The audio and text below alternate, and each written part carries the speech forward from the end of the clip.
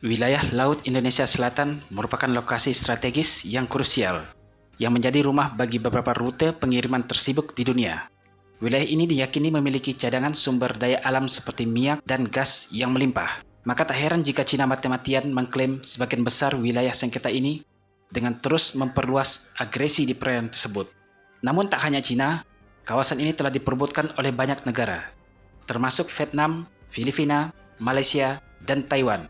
Tak mau hal ini berlarut, Indonesia sebagai salah satu negara pendanda tangan hukum laut UNCLOS 1982 mengambil sikap tegas dengan menolak klaim Cina di Laut Cina Selatan.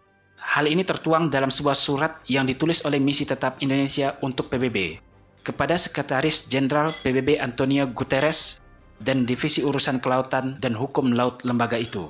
Indonesia menegaskan bahwa peta 9 garis putus-putus Nine Dash Line yang menyeratkan klaim hak historis dan memiliki dasar hukum internasional dan sama saja dengan melanggar UNCLOS 1982. Bunyi surat itu sebagaimana dilaporkan Wion dan dimuat di Twitter oleh Sindat Sibar, reporter untuk situs web berita tersebut pada Kamis 28 Mei 2020. Sebagai negara pihak pada UNCLOS 1982, Indonesia secara konsisten menyuruhkan kepatuhan penuh terhadap hukum internasional, termasuk UNCLOS 1982.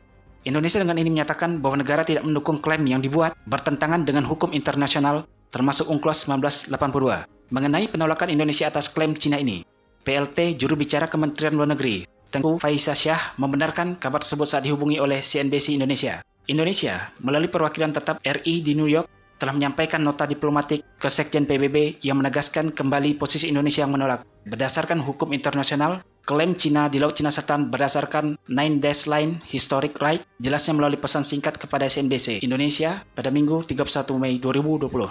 Nine Dash Line merupakan klaim Cina atas wilayah Laut Cina Selatan. Klaim itu mencakup hampir seluruh wilayah termasuk Pulau Paracel dan Spratly yang disengketakan.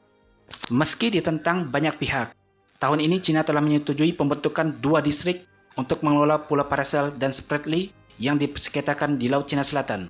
Hal ini dilakukan dalam upaya untuk menegaskan kedaulatan atas wilayah tersebut.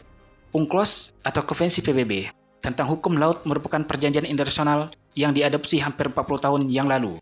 Indonesia merupakan salah satu negara pendanda tangan hukum laut UNCLOS pada tahun 1982.